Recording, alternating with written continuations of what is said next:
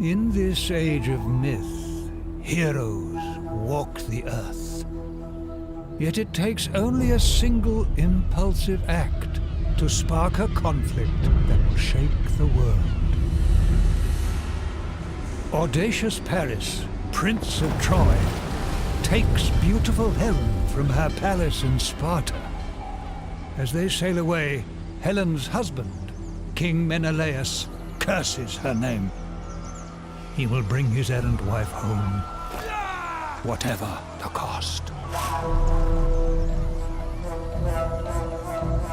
King Agamemnon, wide ruling lord of finely walled Mycenae, hears his brother's call. He summons Achaean heroes from far and wide. Among them, swift-footed Achilles and Odysseus of the silver tongue. All mortals' thoughts turn towards the high peak of fog-shrouded Olympus.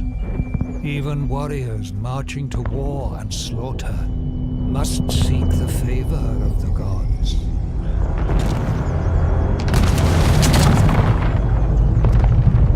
While Paris and Helen flee east to Troy, a formidable Achaean army musters in the west.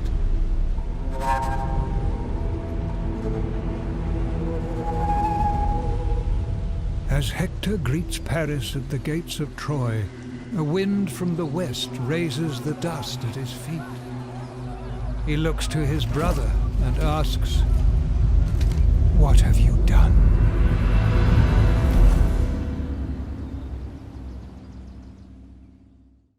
We now have a new Saga's title, which personally I would have called Troyhammer Troy War, but thankfully they don't let me make decisions like that.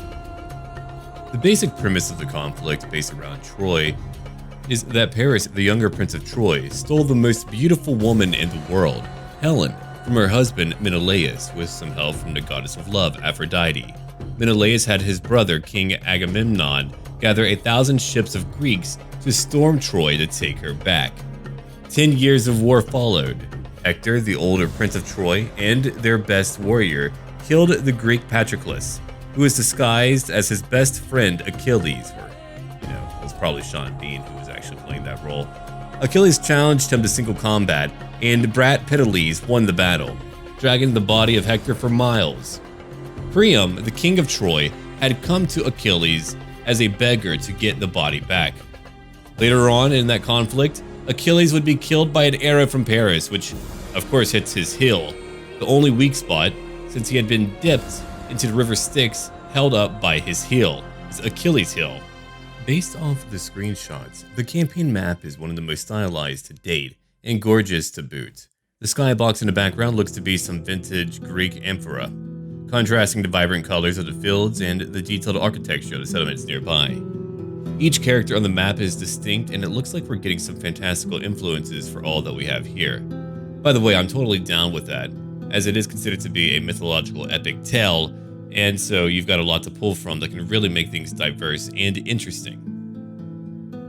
From where the gods are perched on Mount Olympus, we can see some gorgeous mountains and a night skybox too, again leaning into the fact that we're going to be seeing influences from 3 kingdoms here.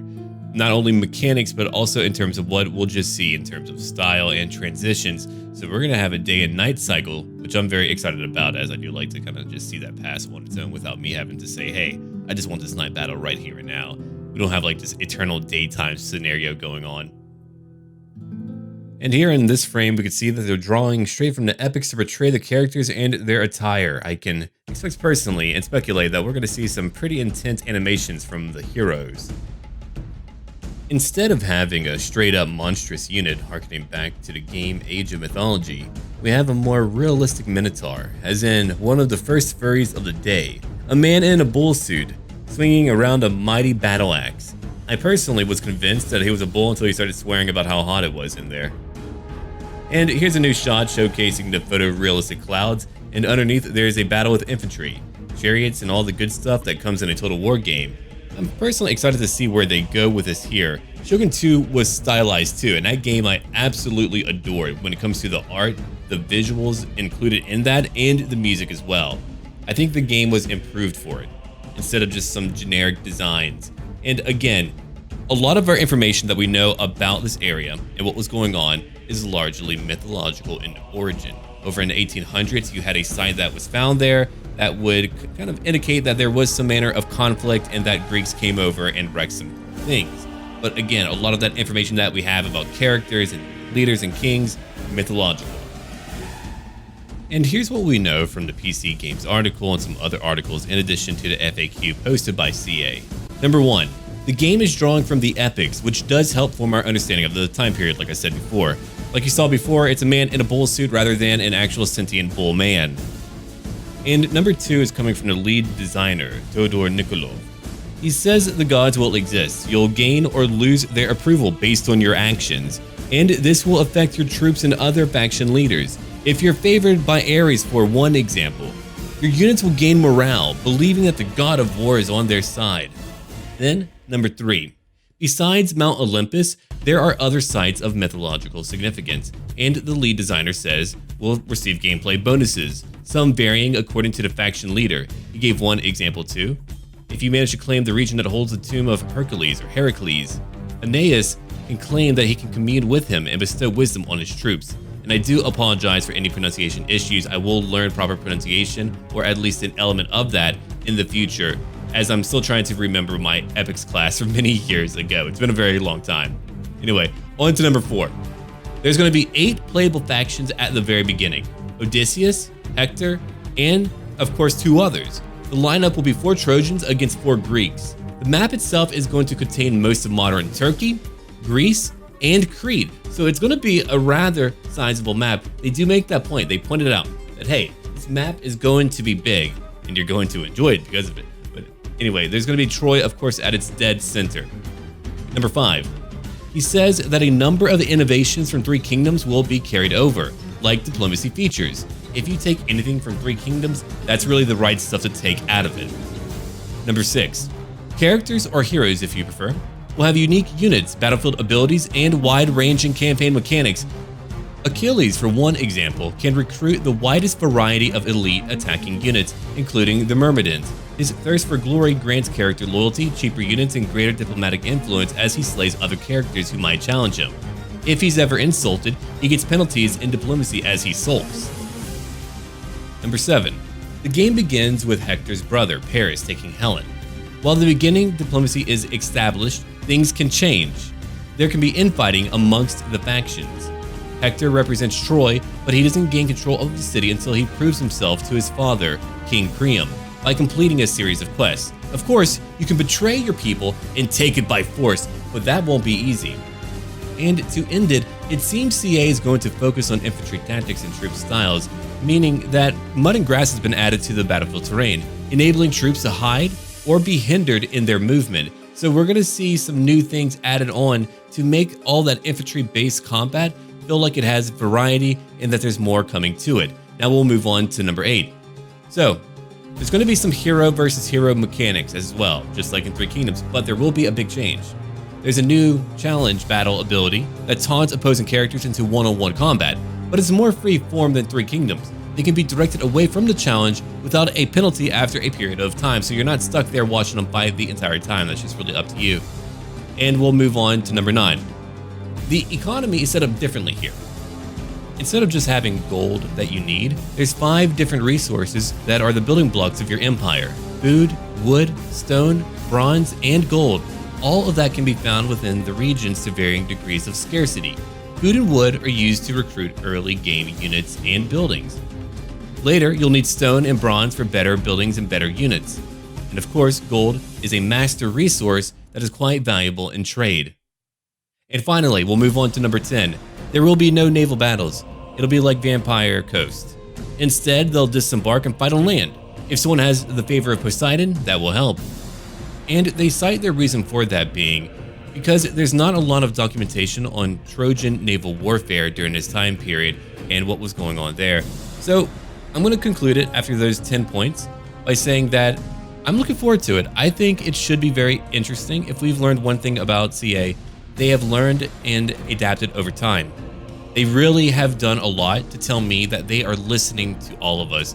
They have so many more people out there now talking to people in the community, talking to people like me. and they want to know the feedback included in their games. I've been involved in a lot of gaming communities and other games too, but let me tell you, they've done such an incredible job at trying to connect with the overall community. You have Grace, you have Josh, you have James, all these very talented people who do their best to connect with everyone out there. And so I really think that we're not going to be seeing another Thrones. I think what we'll be seeing here is a unique microcosm of really experimental features that are really being polished and honed out, because they're taken from 3 kingdoms. And if one thing that CA does well, whenever they have one game that's kind of like, all right, they take from it and they really make a really good core game. So I'll harken back to an older example. Empire Total War, okay, had a lot of good things, a lot of problems, but it had a lot of good heart in it, like that campaign map. I still love that map. I love being able to go all over the world. But anyway, let me go on to my main point now. Napoleon Total War is, again, one of my favorite games, and they did a fantastic job. So it was smaller in scale, and we could argue that that would be like, what, one of the very first Saga titled games? I mean, without the branding, it was still that. It was a microcosm. It was a focused event that was going on. But anyway, the graphics were gorgeous. The gameplay was fantastic. Everything about it was really, really good.